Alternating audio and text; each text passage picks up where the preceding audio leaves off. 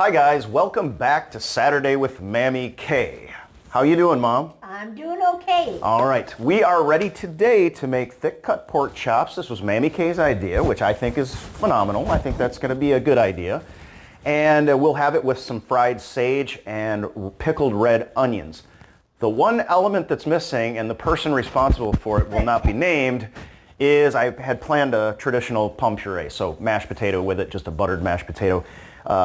And I don't have any potatoes on hand. I thought I did. I just came from the grocery store, could have bought some, did not do so because I thought I had them here. We do not have that, so we will have a little bit of a limited meal, but Oh my goodness. we'll still get fed. I'll be fine. Yes, and as always, Mammie K will make her prediction today. So you ready to go? Yes, I'm ready. Okay, so with the grill ripping hot, I will place the chops on and just leave them alone for 3 minutes. I have oiled one side just to help the browning process. My grill has trouble getting quite hot enough, and I think that will help a little bit.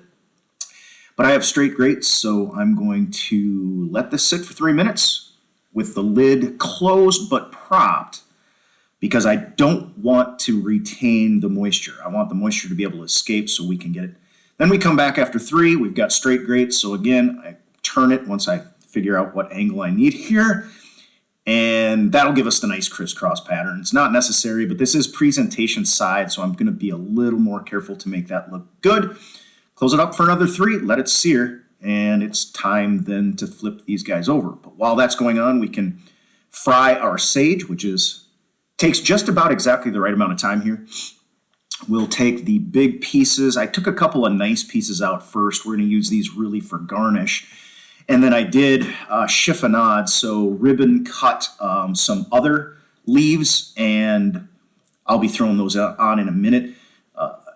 According to Chef Sean Kallenberg, and I didn't really think of it until he told me, but I agree, sage is not really good raw. It's not pleasant. So we're going to fry it, and that fried and dried is a whole lot better for sage. And so we're going to do that with this. Only take a minute.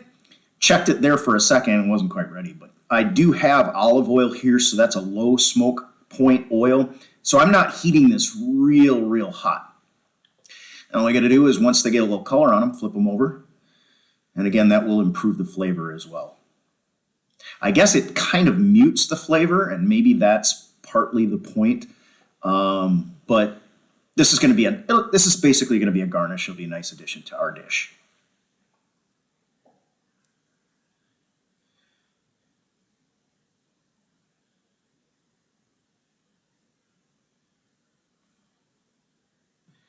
Now we're ready to pull them off. And put in the chopped. That's only going to take a few seconds. I've got the heat all the way off. Actually, we're just using the temperature, the heat from the pan itself. Fry those up. We'll remove them. I'm going to put them all on paper towels just to drain them a little bit. And we're right back out to the grill, ready to flip these over. And they should look, the presentation side now looking exactly like I want. So we're ready to flip those over. Cook them. At this point, I'm going to cook these because it is clearance pork, and pork, generally speaking, I will cook these to well done. I will actually carry over cook them to well done to try to retain as much juiciness as possible because pork chops can tend to get dried out. So we throw the probe in and check it. We need to turn down the grill because it will burn on the outside and be dry before you get it done. We're going to roll it right up to 160 degrees. And as soon as it's there, we pull it and rest it to about 164, 165 degrees. And that, if I'm remembering right, does not officially meet the FDA parameters. So you're supposed to go to 165 for like 60 or 90 seconds. I don't know what it is. But we're going to be fine, and this is going to taste better this way. So we're not putting Mammie K in any danger here. Cut it out, get it ready to present, and we're ready to plate this meal up. So we throw down our sage garnish, which looks kind of cool, and add our vegetable, broccoli, which is delicious and good for us. Don't be afraid to arrange it a little bit. Probably should have cleaned up my plate a little in between here, but I didn't do that, so that's fine. A little salt is all, steamed broccoli with just a little salt, I think is all you need. I don't really feel like you need butter or a bunch of other stuff. It's just really tasty. And then present the pork chop with the bone. Looking good. Looks pretty good. You can see there's a little difference in the two grill marks. One was a little hotter than the other. That was the initial one. And that's the problem my grill has, is it does not retain the heat that much. Throw our sage on there and season. I'm going to use, because this is basically a white meat, it's a cream colored meat, I'm using white pepper on it, a little bit of salt, and in the end here, I'm going to throw on a little bit of smoked paprika, which is one of my favorite things to throw on top of meats. It gives a great aroma, and it also adds a little bit of color. And then, of course, all the pan juices become basically a little sauce for this. Throw on our pickled onions, and regardless of me having forgotten an element, I think we got a pretty good plate here. We're ready to feed Mammie K.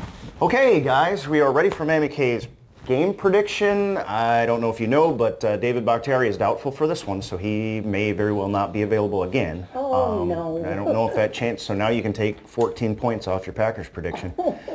But, all right, what do you have? Okay, I'm going to tell you this.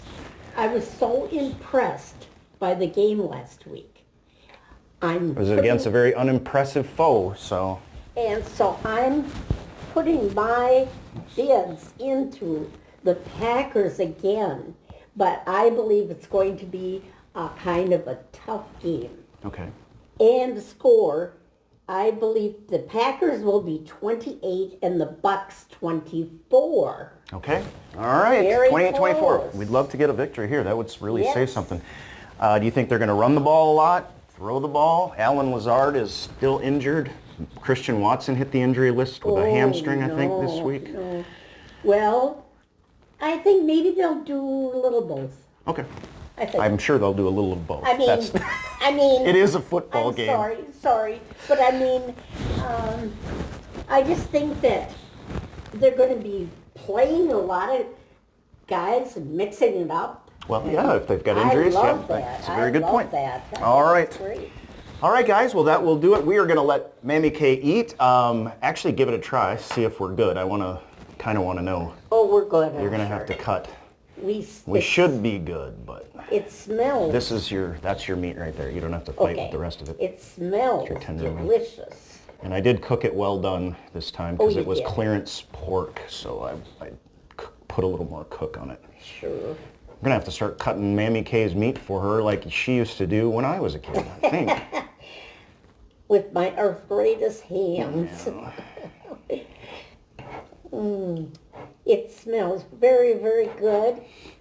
And I'm sure it will taste very, very Would be good. better with the taters, but we failed you in that regard too this No, time. you're fine. But the Packers are going to do it, Brady. All right, I predicted them losing in hopes that I would be wrong. I believe they're going to Okay, so that should be well done but not dry is the idea. We don't It's want it moist. to be dried out.